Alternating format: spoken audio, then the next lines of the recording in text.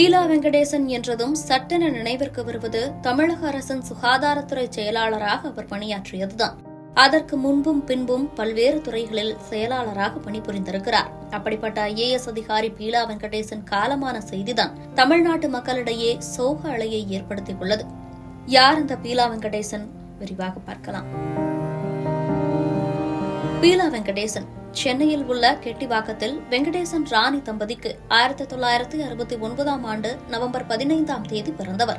இவரின் தந்தை தூத்துக்குடி மாவட்டத்தில் உள்ள வாழையடியைச் சேர்ந்த NL வெங்கடேசன் தமிழக காவல்துறை DGP-யாக பதவி வகித்து ஓய்வு பெற்றவர். தாய் ராணி வெங்கடேசன் சாத்தான்குளம் தொகுதியின் முன்னாள் சட்டமன்ற உறுப்பினராக இருந்தவர்.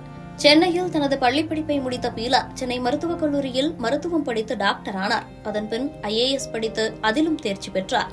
தமிழகத்தைச் சேர்ந்த IAS அதிகாரியாக இருந்த பீலா பீகார், ஜார்க்கண்ட் மாநிலங்களில் IAS அதிகாரியாக பணிபுரிந்திருக்கிறார். அதன் பிறகு செங்கல்பட்டு மாவட்டத்தின் துணை ஆட்சியராகவும் மீன்வளத்துறை இயக்குநராகவும் பணிபுரிந்திருக்கிறார். ஒடிசாவைச் சேர்ந்த ராஜேஷ் தாஸ் என்பவரை 1992 ஆண்டு காதல் திருமணம் செய்து கொண்டார்.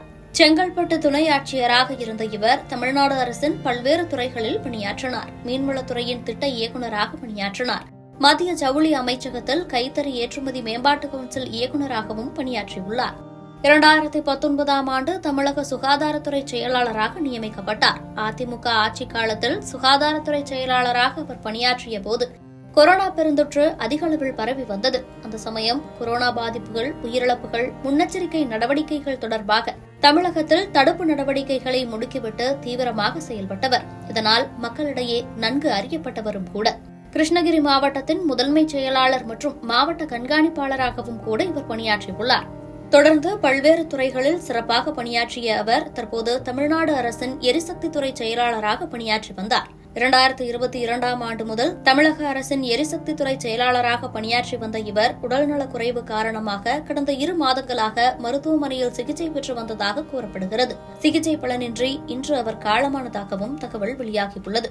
தனது 55வது வயதில் உடல்நலக் குறைவு காரணமாக சென்னையில் உள்ள மருத்துவமனையில் சிகிச்சை பெற்று வந்த நிலையில் அவர் காலமானார். அவரது மறைவுக்கு தமிழக முதல்வர் MK ஸ்டாலின் உட்பட பல்வேறு தரப்பினரும் இரங்கல் தெரிவித்து வருகின்றனர்.